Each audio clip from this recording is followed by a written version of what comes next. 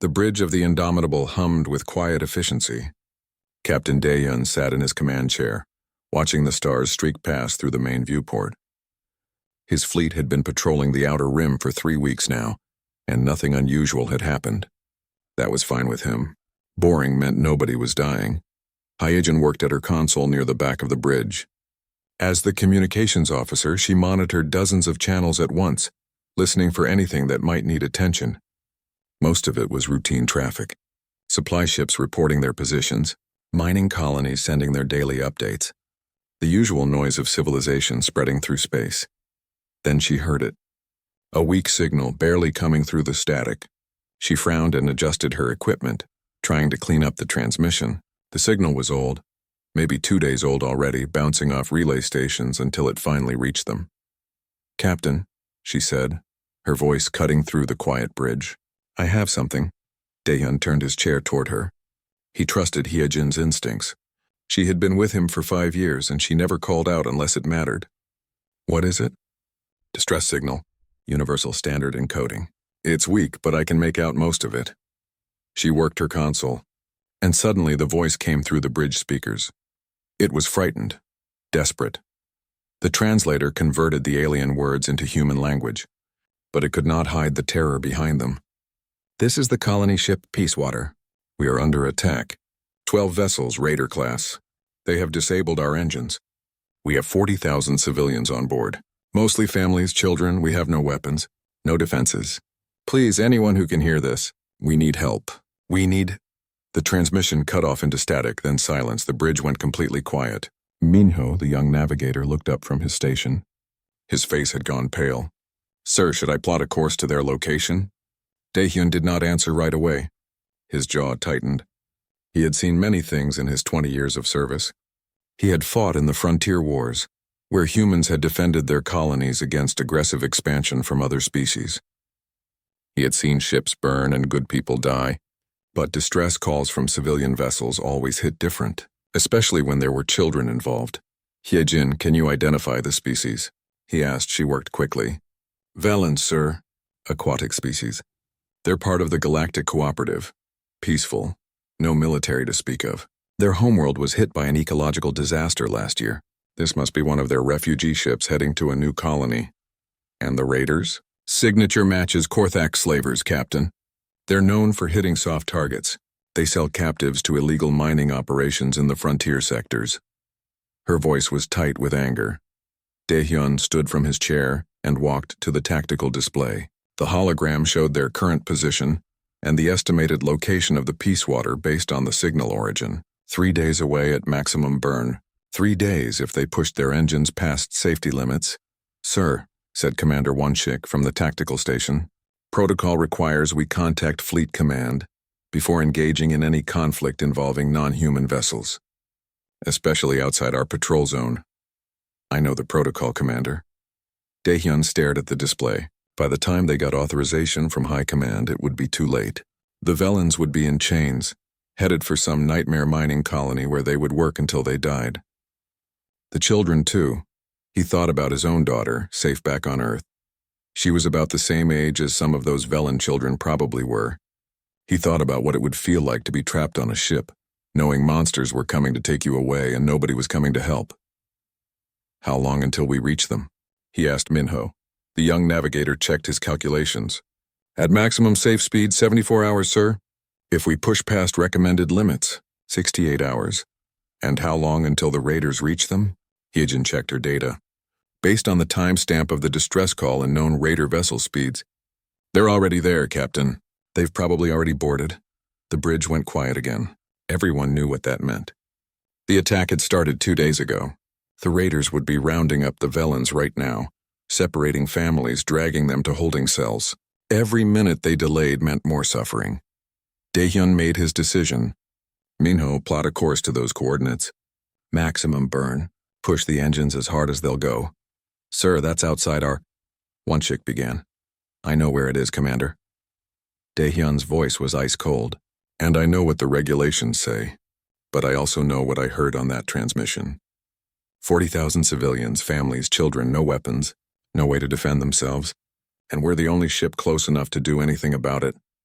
He turned to face his bridge crew. These were good people. He had served with most of them for years.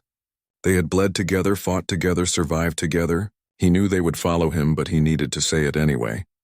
I'm going after them. If High Command wants to court-martial me for it, they can do it after we've brought those people home. Anyone who has a problem with that can log an official protest in their report. Nobody protested. Hijin was already working her console. Captain, I'm opening a transmission on all human channels. Emergency frequency. What are you doing, Lieutenant? She looked at him with fierce determination, sending out that distress call. Every human ship within range needs to hear it. Maybe we can't get there in time alone, but we're not the only ones out here. Daehyun nodded. Do it. Hyejin broadcast the Velen distress call on every frequency the human fleet used. She included their coordinates, the threat assessment, and a simple message. Civilians under attack. Requesting immediate assistance. All available vessels respond. The Indomitable changed course, its massive engines flaring bright as it pushed toward maximum burn. The stars shifted as they altered their trajectory. Behind them, the rest of Third Fleet followed their flagship without question. On the bridge, Minho watched his navigation display and tried not to think about what they might find when they arrived. Wanshik ran combat drills, preparing the crew for battle. Hyejin monitored the channels, hoping for a response to her broadcast. And Captain Daehyun stood at the viewport, watching the stars, knowing he had just made a decision that would change everything. They were coming. Whatever happened next, those Velens would know that someone had heard their call for help. Someone had answered. The hunt was on. Admiral Summon was reviewing supply reports when the broadcast hit her command ship. She stopped reading immediately, her attention locked on the audio playing through her bridge speakers. The Velen distress call was old, fragmented, but clear enough. The fear in those voices was unmistakable. And then came the human message afterward. Lieutenant Hyejin's voice, calm but urgent, requesting assistance. Somin knew Daehyun. They had fought together in the frontier wars. He was a good commander, the kind who put his people first and asked forgiveness rather than permission when lives were on the line. If he was calling for help, it was serious. She pulled up her tactical display and checked her fleet positions. The 5th Battle Group was spread across 3 sectors, conducting routine patrols. 23 warships under her command. She could have them consolidated and moving in under 2 hours. Communications, she said to her officer. Send a fleet-wide alert. All ships are to form up on our position immediately. We're changing course. Yes, Admiral. Destination? She entered the coordinates from Hyejin's broadcast. Here, and tell them to bring everything they've got. We're going to war. Across human-controlled space, other ships received the broadcast. Commander Jiho was 3 sectors away when his communications officer played the Velen distress call. His ship, the Shadow's Edge, was a stealth frigate. Small, fast, and equipped with the best sensor technology humans had developed. His crew specialized in reconnaissance and intelligence gathering. Jiho listened to the broadcast twice, then checked the coordinates. His ship could get there faster than most. Not fast enough to stop the initial attack, but fast enough to scout the situation before the heavy ships arrived. Helm, plot a jump to these coordinates, he said. Tell engineering I want the engines ready in 10 minutes. We're going in quiet. Sir, that's outside our patrol zone, his executive officer said carefully. I can read a star chart, Commander. I also heard children crying on that transmission. We're going. Anyone who wants to file a complaint can do it after we've saved some lives. His crew moved to their stations without another word. The response kept growing. A cargo hauler captain named Subin was transporting mining equipment when she heard the call. Her ship was not military. It had no weapons beyond basic defensive systems. But it had cargo space and a medical bay. Change course, she told her pilot. We're heading to help. Captain, we're haulers, not warships, her first mate protested. Those raiders won't care if we can fight. But we've got room for refugees if anyone needs evacuation. We're going. A mining ship joined in. Then another cargo vessel. A luxury liner captain named Kyung-ho heard the broadcast and immediately ordered his crew to prepare their advanced medical facilities. His ship had been carrying wealthy passengers on a pleasure cruise. He made an announcement to everyone on board, explaining the situation and that they would be diverting to help. The passengers, to his surprise, voted unanimously to support the decision. Within 18 hours of Hyejin's broadcast, 47 human ships were burning hard toward the same coordinates. military vessels, cargo haulers, mining ships, even a few private yachts whose owners insisted on helping. They came from different sectors, different command structures, different backgrounds, but they all heard the same thing. People were in trouble and help was needed. The Galactic Cooperative Council noticed. A priority transmission arrived at the Indomitable flagged as urgent. Hyejin routed it to Captain Daehyun's ready room. The council representative's face appeared on his screen. It was a Teluvian, a species known for their diplomatic approach to everything. Captain Daehyun, the council has reviewed your intentions. We strongly advise you to stand down. The Korthax Raider fleet outnumbers your available forces. The risk of casualties is too high. The council has classified this situation as acceptable losses given the circumstances. Daehyun felt his anger rising, but kept his voice level. Acceptable losses? That's what you call 40,000 civilians? Captain, we understand your emotional response, but no, I don't think you do understand. Those are families, children, living beings who sent out a call for help, and you want us to ignore them because the odds aren't good. The Korthax are a significant force. Engaging them could trigger a larger conflict. Then maybe they shouldn't attack defenseless refugee ships. Daehyun leaned forward. We're humans. We don't do acceptable losses. Tell your council that if they want to sit this out, that's their choice. But we're going in. He ended the transmission before the representative could respond. Hyejin entered his ready room a moment later. Captain, you should see this. It's spreading. She showed him her data pad. The broadcast had gone viral across human networks. News services were covering it. Social media was exploding with support. People were sharing the Velen distress call, and more importantly, they were sharing the human response to it. Someone had recorded Daehyun's reply to the council and posted it publicly. His words, "We're humans. We don't do acceptable losses," had become a rallying cry. Ships were volunteering from sectors so far away they would never make it in time. But they were coming anyway. How many now? Daehyun asked. 47 confirmed and heading to the coordinates. Admiral Soman diverted her entire battle group. Commander Jiho's stealth team is moving ahead to scout. And, sir, there's more. She showed him another message. It was from Dr. Yoonji, Chief Medical Officer of the hospital ship Sanctuary. The massive vessel was designed to handle mass casualties and could treat virtually any species known to the galaxy. Dr. Yoonji had repositioned her entire ship to arrive at the coordinates shortly after the combat vessels. She's bringing her full medical staff, Hyejin explained. She's been studying Velen physiology through the databases, preparing for casualties. She estimates she can treat up to 5,000 wounded if necessary. Daehyun felt a surge of pride in his species. This was who humans were. Not the monsters the galaxy sometimes thought them to be. Not the dangerous Deathworlders who came from a planet of fire and violence. They were the ones who heard a cry for help and came running. What's our ETA? He asked. 61 hours at current speed. But Captain, the raiders reached the Peace Water 2 days ago. They've already boarded. Daehyun nodded grimly. He knew what that meant. The Velens were already in chains being processed for transport to whatever hell the Korthax had planned for them. But every minute they delayed was another minute those people suffered. Tell Minho to push the engines harder. I don't care if we burn out half our systems getting there. Those people have been waiting for help for 2 days already. We're not going to make them wait any longer than we have to. Throughout the fleet, similar conversations were happening. Captains were pushing their ships to the limit. Engineering crews were working miracles to squeeze extra speed from engines that were already running hot. Medical teams were preparing for the worst, and ahead of everyone, Commander Jiho's stealth ship dropped out of hyperspace near the coordinates. His sensors went active, scanning the area. What he found made his blood run cold. 12 Korthax raider cruisers surrounded the Peace Water like sharks around wounded prey. The colony ship's hull showed multiple breaches where the raiders had forced entry. Smaller transport shuttles were moving between the raiders and the colony ship, clearly ferrying captives. Commander Jiho watched his sensors from the darkness of space. His stealth ship sat perfectly still, running on minimal power to avoid detection. The scene before him made him sick. The Peace Water hung dead in space, its once bright hull now scarred with breach marks. Small transport shuttles crawled between the colony ship and the Korthax raiders, like insects feeding on a corpse.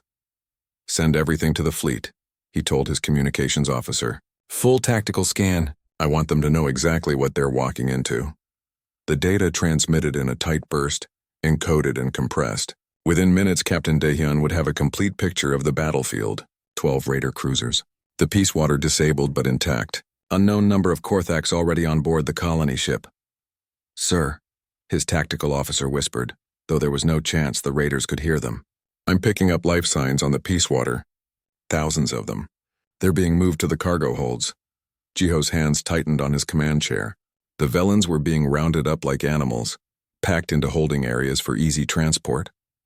He had seen raids like this before. The Korthaks were efficient.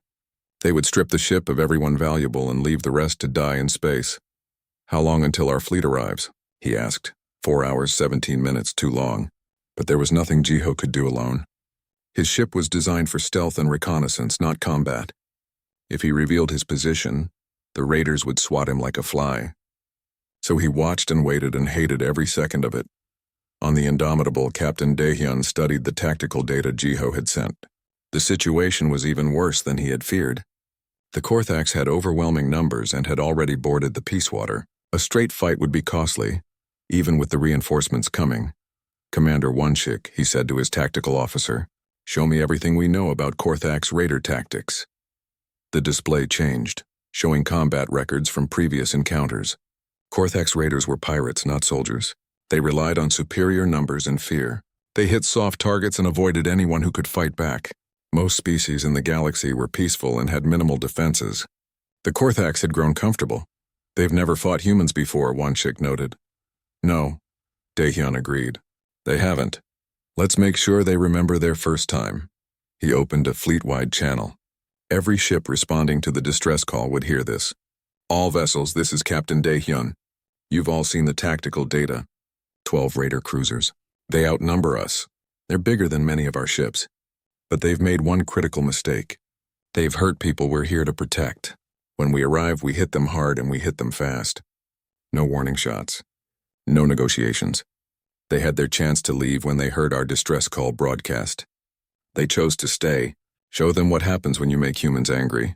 In her command ship, Admiral Soman smiled grimly. Daehyun had always known how to motivate people. She opened her own channel to the 5th Battle Group. "All ships, battle formation Delta 7. Heavy cruisers form the spearhead. Frigates on the flanks. When we drop out of hyperspace, I want full weapons hot. We're going in like a hammer." Commander Tajin checked his fighter one last time. He led the Hellhounds, the Indomitable's fighter squadron.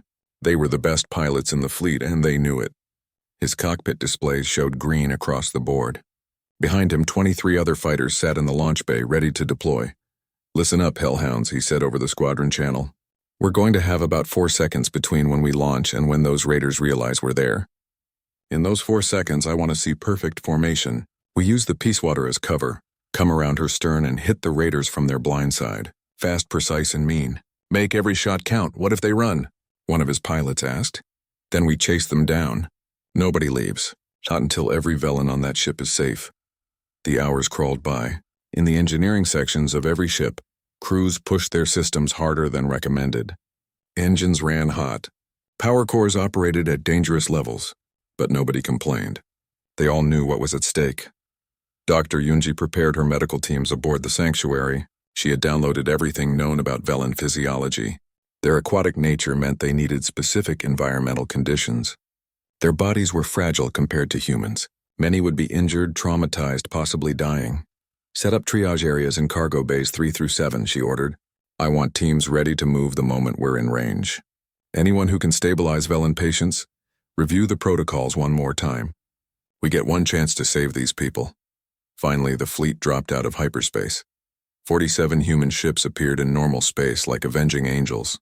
The Indomitable led the formation, flanked by Admiral Soman's battle group. Smaller vessels spread out in a wide arc, cutting off escape routes. Captain Daehyun stood on his bridge, watching the raider fleet on his tactical display.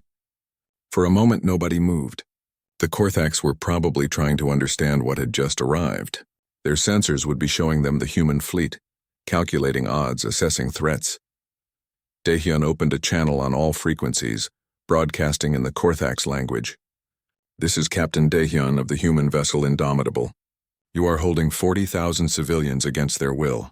Release them immediately and leave this system. This is your only warning." The response came quickly. The Korthax commander's voice was rough, amused. Humans, we've heard stories about you. The Deathworlders. The dangerous ones. You're far from home and you're outnumbered. Turn around and leave. These Velens belong to us now. Wrong answer, Daehyun said quietly. He switched to the fleet channel. All ships. Show them why Earth is classified as a death world. Fire at will. The battle began. The Indomitable's main guns opened up first. Massive railgun rounds crossing the distance at incredible speed. The nearest raider cruiser's shields flared and collapsed under the impact. The second volley punched through its hull. Admiral Soman's battle group came in like a sledgehammer. Her heavy cruisers focused fire on the largest raider vessels, overwhelming their defenses through sheer firepower. Her frigates darted in and out, hitting engines and weapon systems with precision strikes. Tajin's hellhounds launched from the Indomitable and immediately broke into attack formation. They used the Peacewater's massive hull as cover, exactly as planned. The raiders couldn't fire on them without risking hits to the colony ship and their valuable cargo. The fighters came around the stern of the Peacewater and hit the raiders from their blind side. Missiles and cannon fire tore into raider shields. 2 raider cruisers tried to reposition to target the fighters, but that exposed them to the heavy guns of the human capital ships. 1 raider cruiser tried to run. Captain Borum's heavy cruiser, the Iron Will, was waiting. Her ship accelerated to ramming speed and smashed directly through the raiders' engineering section. Both ships took heavy damage, but the raider was dead in space. All assault teams launched, Daehyun ordered. Human Marines in heavy armor launched from their ships in small assault craft. They headed straight for the breaches in the Peacewater's hull, the same breaches the Korthax had used to board. The Marines hit the colony ship hard and fast, moving through corridors in zero gravity and toxic atmospheres without hesitation. The Korthax had been rounding up Velens. Now they were the ones being hunted. The battle lasted 47 minutes from first shot to final ceasefire. By the end, 7 Korthax raider cruisers were destroyed completely. 4 more were disabled and drifting. One had managed to jump to hyperspace, limping away with its engines barely functional. The last raider tried to surrender, but Captain Borum's Iron Will had already disabled its weapons and engines. Human Marines boarded it and secured the crew. Inside the Peacewater, the fighting had been brutal but brief. Human Marines moved through the ship in squads, their heavy armor allowing them to operate in sections where the hull had been breached and exposed to space. They found Korthax raiders trying to hold defensive positions in the cargo holds where they had gathered the Velens. The raiders had been expecting the Velens to be helpless. They had not been expecting heavily armed humans who fought like they were born for war. Because they were. Earth had forged humanity in fire and violence. Every human carried the legacy of a planet that tried to kill them every day, until they became strong enough to kill back. When the last raider surrendered, the Marines secured the ship and called in the medical teams. Dr. Yunji arrived with the first wave from the sanctuary. She moved through the cargo holds, her medical team spreading out to assess casualties. What she found made her heart break. Thousands of Velens crowded together, injured, terrified, traumatized. Many were children who clung to their parents. Some were wounded from the initial attack or rough handling by the raiders. Set up triage here, she ordered. Get me portable life support units. These people need proper atmosphere and water. Move. Her teams worked efficiently, stabilizing the worst cases first. The Velens watched them with fear at first. These humans were enormous compared to them, heavily muscled from their high-gravity world. They wore armor and carried weapons, but the humans moved carefully, spoke gently, and treated the wounded with surprising tenderness. A small Velen child, no more than 5 by human standards, approached Dr. Yunji while she was treating an injured adult. The child held something in its small webbed hands. It was a flower, grown in the ship's hydroponics bay. The child held it up toward the tall human doctor and said something in the Velen language. Dr. Yunji's translator converted it. Thank you for coming. She knelt down, making herself smaller, less intimidating. She accepted the flower with careful hands. You're safe now, she said softly. We're going to take care of all of you. The child wrapped its small arms around her armored leg in a hug. Around the cargo hold, other Velens began to understand. These terrifying Deathworlders had come to save them. On the Indomitable, Captain Daehyun received damage reports. 3 ships had taken serious damage in the battle. The Iron Will would need extensive repairs.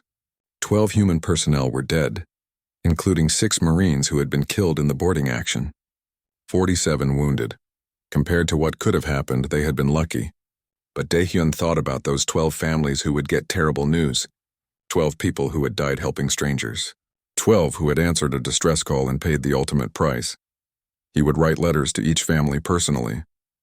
It was the least he could do, Captain Hyejin said. We're receiving transmissions from the Galactic Cooperative Council. They're requesting immediate communication. Put them on, Daehyun said. The same Teluvian representative appeared on screen. This time, several other council members were visible behind him. Captain Daehyun, the council demands an explanation for your unauthorized military action. You engaged in combat without approval, violated territorial boundaries, and caused significant casualties. We saved 40,000 lives, Daehyun replied coldly. That is not the point. The protocols exist for a reason. Your actions could have triggered a diplomatic incident. The Korthax may claim this was an act of war. Let them claim whatever they want. They attacked a civilian vessel. We responded. If the council has a problem with that, you can file a formal complaint. This is not a matter for jokes, Captain. Your species' reputation for violence is already concerning to many council members. This incident will only make matters worse. Our reputation? Daehyun felt his anger rising. You want to talk about reputation? Where was the council when those Velans sent their distress call? You heard it. You classified them as acceptable losses. We heard the same call and we came running. So yes, we're violent. We come from a violent world. But we use that violence to protect people who can't protect themselves. What's your excuse for doing nothing? The representative started to respond, but another voice cut in.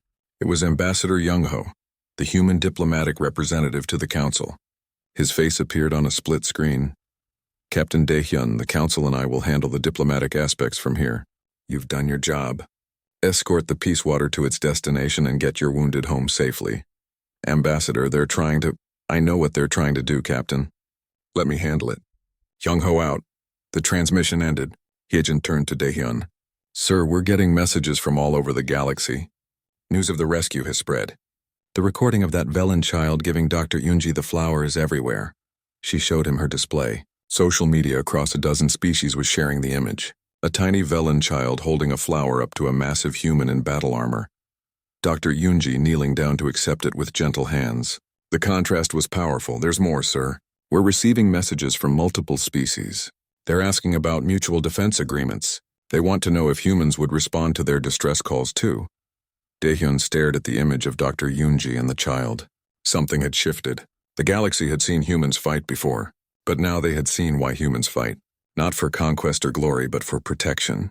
For a child holding a flower and saying thank you. 3 days later, the Galactic Cooperative Council convened an emergency session. Ambassador Young-ho stood before them alone on the speaking platform. Behind him on massive screens, the recording of the Velan distress call played again. The frightened voices. The crying children. The desperate plea for help. When it ended, Young-ho spoke. His voice was calm but cold. You heard this call 3 days before we did. You had time to respond. You had the resources.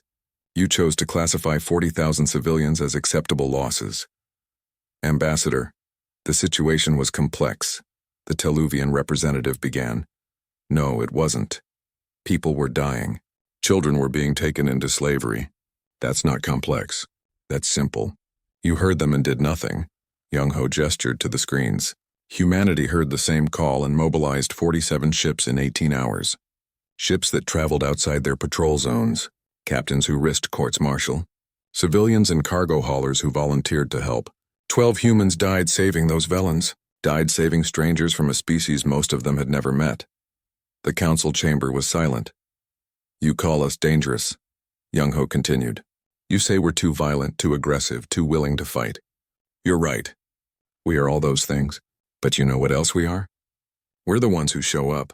When someone calls for help, we come. No matter the cost. No matter the risk. We come, a new voice spoke up. It was Counselor Velpar, a Velan elder who had traveled from their homeworld to attend this session. The elderly Velan looked tiny at the council podium. The cooperative told us to accept our fate, Velpar said quietly. They said we were acceptable losses in the larger picture. Humanity said something different. They said we mattered. 3 months after the rescue of the Peace Water, Captain Daehyun stood in an auditorium on Earth. The place was packed with military personnel, government officials, and media representatives from dozens of species. He wore his dress uniform, uncomfortable as always in the formal clothing. He preferred his ship and his crew, not ceremonies and speeches, but today was important. Admiral Soman stood at the podium, speaking to the assembled crowd. The Galactic Cooperative Council has formally recognized what we are calling the Deathworlder Doctrine. Any species, any ship, any person who hears a distress call now has the legal right to respond without prior authorization. It took 40,000 civilians in danger and 12 human deaths to make it happen. But the galaxy has finally acknowledged what we've always known. When someone needs help, you help them. The audience applauded. Daehyun watched from his seat in the front row. Next to him sat Lieutenant Hyejin, Commander Jiho, Dr. Yunji, and the others who had been part of that first response. They had all been decorated. They had all been promoted. But Daehyun knew none of them had done it for recognition. They had done it because it was right. After the ceremony, Daehyun was approached by Counselor Velpar. The elderly Velen looked even smaller in person than on the communication screen. But there was strength in those eyes. Captain Daehyun, Velpar said through a translator device, I wanted to speak with you personally. The colony on our new world is thriving. The survivors of the Peace Water are healing. Our children are growing up free because of what you and your people did. We just did what needed to be done, Counselor. No, Velpar said firmly. You did more than that. You showed the galaxy what compassion looks like when it has teeth. Most species have one or the other. Compassion without strength or strength without compassion. Humanity has both. That terrifies some, but it gives others hope. The Velen handed Daehyun a small container. Inside was a seed from the same type of flower that Velen Child had given to Dr. Yunji. Our people have named their first settlement Daehyun's Landing. This seed is from our new home. Plant it wherever you wish. Let it remind you that life continues because of what you did. Daehyun accepted the gift carefully. Thank you, Counselor. In orbit around Earth, construction continued on a new type of vessel. The Guardian was unlike anything humans had built before. It was not a warship, though it had weapons. It was not a cargo vessel, though it had massive carrying capacity. It was not a hospital ship, though it had extensive medical facilities. It was all of those things combined. A ship designed specifically for rapid response operations, fast enough to reach anywhere in known space quickly, strong enough to fight when necessary, equipped to evacuate thousands if needed. The Guardian was humanity's answer to the question, what do you do when someone needs help? You build a ship that can provide it. Lieutenant Hyejin had been promoted and given a new position. She was now Director of Interspecies Communications for the new Rapid Response Fleet. Her job was to monitor every frequency, every channel, every whisper of distress anywhere in the galaxy. She had a team of specialists working around the clock, ensuring that no call for help went unheard. Commander Jiho trained new stealth teams in reconnaissance protocols. His mission was to ensure that whenever the fleet arrived at a crisis, they would have accurate intelligence and tactical data. No more arriving blind. Dr. Yunji helped design the medical facilities on the Guardian and trained mixed-species medical teams. She had learned from the Peacewater rescue. Now she was preparing protocols for dozens of different species, making sure humanity could treat anyone who needed help. Captain Daehyun had been promoted to Commodore. He stood on the bridge of the Guardian now, watching Earth turn below them. His ship was nearly complete. In another month, they would be operational. The first of many such vessels humanity planned to build. Commodore, Hyejin said from her station, we're picking up distress signals. Multiple sources. Different sectors. How many? 6 confirmed. 4 from cooperative space. 2 from independent colonies. Daehyun walked to her station and reviewed the data. Pirates attacking a mining colony. A medical emergency on a research station. A ship with engine failure drifting toward a star. Natural disasters, accidents, violence. The galaxy was a dangerous place and people needed help constantly. What's our response capability? He asked. We can scramble 37 ships within 2 hours. Volunteer captains are already requesting permission to respond. They're just waiting for your authorization. Daehyun thought about how far they had come. 3 months ago, responding to a distress call outside their territory had been a court-martial offense. Now it was official policy.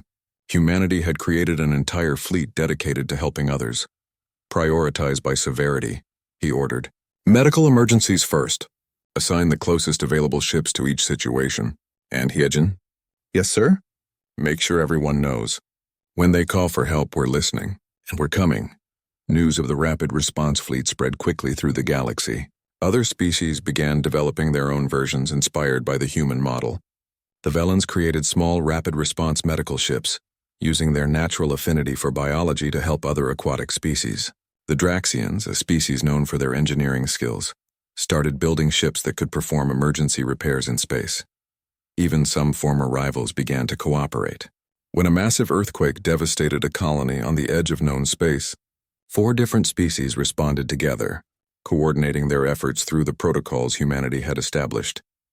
But there were others who saw opportunity in the chaos. Criminal organizations tested the new system, launching false distress calls to lure response ships into traps. Pirates learned to avoid targets with human protection, but they adapted their tactics for species without that protection. One day, a distress call came from a small independent colony. The message was brief. Raiders were attacking. Hundreds of civilians in danger. Standard emergency protocols. The Guardian and her escorts jumped into the system ready for a fight. What they found was a trap, 20 raider vessels hidden behind a moon, waiting for the response fleet to arrive. The plan was to overwhelm the humans while they were focused on protecting the colony. The raiders made a critical mistake. They assumed humans would be easier to kill when they were trying to protect others. What they discovered was the opposite. Humans fighting to protect others were the most dangerous humans of all. The battle was fierce. The Guardian took heavy damage protecting the evacuation shuttles that were pulling civilians off the colony. But the raider fleet had not counted on how quickly other human ships would respond to their own people in danger. Within an hour, reinforcements arrived. By the end, the raider fleet was destroyed or captured. The survivors spread word through criminal networks. Targeting the human response fleet was suicide.